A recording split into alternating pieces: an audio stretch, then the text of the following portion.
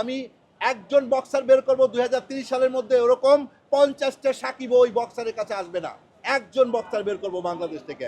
একজন ইঞ্জিনিয়ার দিয়ে যেমন ডক্টরের কাজ হয় না, একজন ডক্টর দিয়েও তেমনি ইঞ্জিনিয়ারের কাজ হয় না।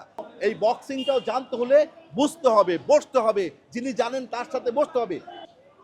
আমি বাঙালি, আমারে বলে তুমি বাংলাদেশি না, তোমার পাসপোর্ট বাংলাদেশি না, তুমি 30 বছর বাংলাদেশে নাই, তুমি বাংলাদেশে কিছু করতে পারবে না। যারা এই স্পোর্টসের পিছনে ঝুঁকে তারা প্রতিনিয়ত দৌড়াচ্ছে, আসলে তারা কি পাচ্ছে? আমি ফেডারেশন বা অ্যামেচার বা প্রফেশনাল এগুলোর দিকে তাকিয়ে নাই। আমি চাচ্ছি বাংলাদেশের বক্সিংটা যেন পরিবর্তন হয়, সেটা অ্যামেচার হোক, প্রফেশনাল হোক, যে কোনো মাধ্যমে হোক। আমাকে ওই ফেডারেশনে বসতেই হবে তাও নয়, যদি তারা আমাকে যোগ্য মনে করে, যদি মনে হয় যে না ওনাকে বসায় দিলে এই প্রফেশনাল বা অ্যামেচার নিয়ে ভালো কিছু হবে। পৃথিবীর অনেক দেশ আছে যারা অ্যামেচার এবং প্রফেশনাল একসাথে চালায়। আমি গত এই কনভেনশনে সিঙ্গাপুরের সাথে বসেছিলাম।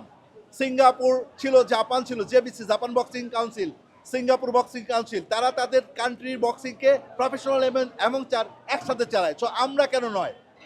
আমরা ডেভেলপমেন্ট চাই, বাংলাদেশের উন্নয়ন চাই, উন্নতি চাই, বাংলাদেশের মানুষ যেন অ্যাটলিস্ট স্বাধীনভাবে চলতে পারে, ইনকামের মাধ্যমে খেয়ে পরে চলতে পারে, আমরা সেটা চাই।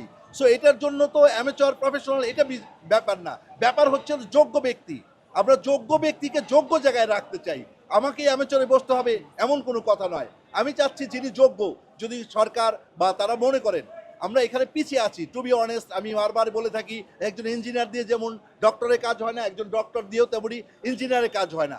সেমভাবে আমাদের ফেডারেশনগুলো বাংলাদেশে, not only for the amateur boxing federation, আদার্সগুলো আপনারা যদি লক্ষ্য করে দেখেন আসলেই কতটুকু ডেভেলপমেন্ট হয়েছে। আমাদের দেশের এই যুব সমাজ যারা এই স্পোর্টসের পিছনে ঝুঁকে তারা প্রতিনিয়ত দৌড়াচ্ছে, আসলেই তারা কি পাচ্ছে? আসলেই তারা কি পাচ্ছে? দিন শেষে যে একটা টাকা দিয়ে তারা খাবে, তারা কিছু পাচ্ছে না। তাদের কাছে একটা স্পোর্টস করলে তাদের কোনো বেনিফিট নাই বললেই চলে, জিরো লেভেলের।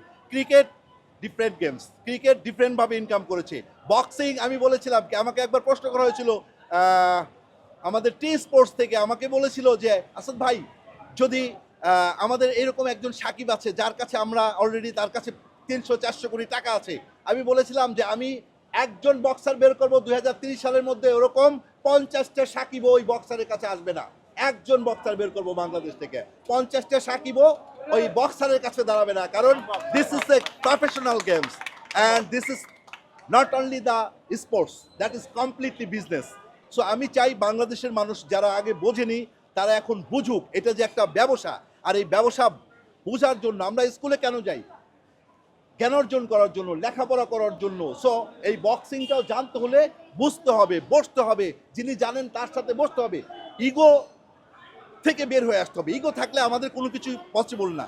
আমি যতটুকু বুঝি, আমার 4 বছরে আমি দীর্ঘ প্রবাস জীবন করে, আমি বলা চলে আবারে যে কম বেশি 30 বছরের বেশি। সো এই সময়ে 2020 সালে বাংলাদেশে এসেছিলাম। তো আমার প্রথম চিন্তাই ছিল যে আমরা যেন ডেভেলপমেন্টে যাই, কিন্তু না, এটা আসাদ কেন, ওয়াই আসাদ? সো আমার প্রশ্ন ছিল ওয়াই নট আসাদ? আমি যেহেতু জানি, তো আমি কেন নয়? আমি বাঙালি, আমি প্রপার ওয়েতে বলছি, আমি বাংলাদেশি ভাই, আমি বাংলা ভাষায় কথা বলছি। আপনি বলছেন যে না, তোমার পাসপোর্ট বাংলাদেশের না, তুমি বাংলাদেশে কিছু করতে পারবে না। I don't know actually the mind of the peoples. আমি বাঙালি, আমারে বলে তুমি বাংলাদেশি না, তোমার পাসপোর্ট বাংলাদেশি না, তুমি 30 বছর বাংলাদেশে নাই, তুমি বাংলাদেশে কিছু করতে পারবে না। How funny! আমরা মানুষ, বাংলাদেশে জন্ম, বাংলাদেশ থেকে দেশের বাইরে গিয়েছি, উইদাউট পাসপোর্টে তো আমি দেশের বাইরে যাইনি। তারপরে এই কথা বলছিল আমাকে।